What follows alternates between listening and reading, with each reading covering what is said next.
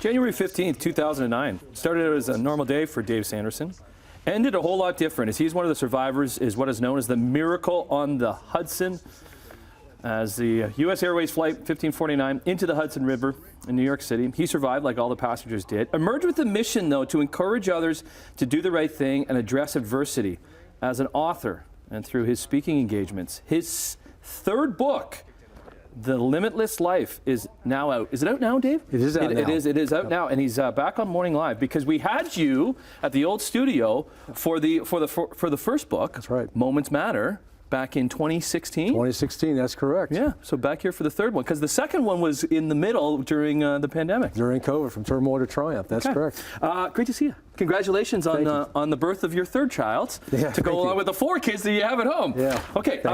So, how does this book different from the first book? Let's go there. Well, thank you. Moments Matter was really about that day and what I really had to get done during that day to be able to survive.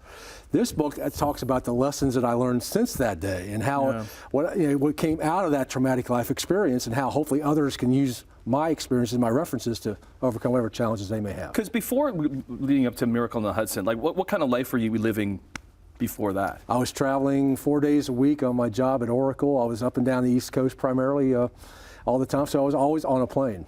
Okay, so and how did it change after like January 16th, 2009? Well, it was an eye-opening experience, but I think what really changed, one of the things that changed for me the most, is I realized that I was gone way too much from my family. Yeah. And I was missing so much for my job. And that was probably the biggest eye-opening experience out of that, what happened that day. So this book, The Limitless Life, kind of gives 15 strategies that you live your life by and encourage others to go through.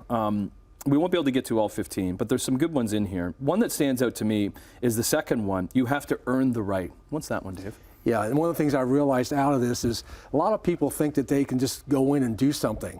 But you notice the top producers in any world, from a Tom Brady to whoever it is, they all talk about this. You have to earn the right. You have to put the reps in to be able to get to where you want to get to. Sometimes you get lucky. But usually it's the people who put the time and effort in. Because even that luck would run out at some point. You might initially get lucky, but then people will see through the. Well, it's like what happened to the captain, right? The captain had all those hours, right? He put the reps in that day, just like the first Captain Sully Sullengberger, right? Legendary Captain Sully.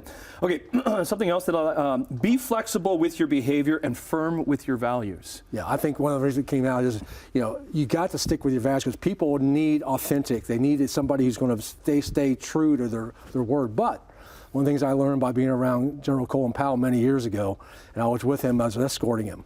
He said this, he said, but you got to be flexible. You got to be able to adapt very quickly, and we learned that during COVID. You got to be able to adapt. Yeah, and you did that, right? And you weren't able to do your own speaking engagements, and you had to do them online, but you're back out there now.